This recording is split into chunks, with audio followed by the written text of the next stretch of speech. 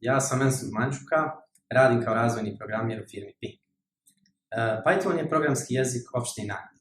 Široko je zastupljen u IT industriji, akademskoj zajednici i jedan je od najpopularnijih jezika za Internet of Things projekt. Kurs Uvod u Python namijenjen je osobama koji se nisu ranije susretale sa ovim jezikom.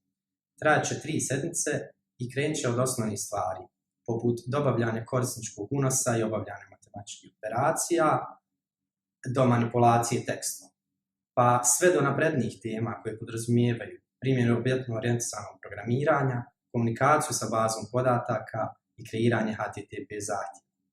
Na kraju kursa bit ćete sposobni da napišete web scraping program koji dobavlja podatke sa interneta, interpretira ih i spašava u bazu podataka.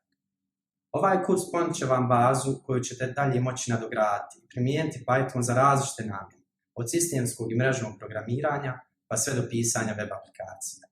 Pozivam vas da se prijavite na kurs Uvod u Python na Akademiji 387.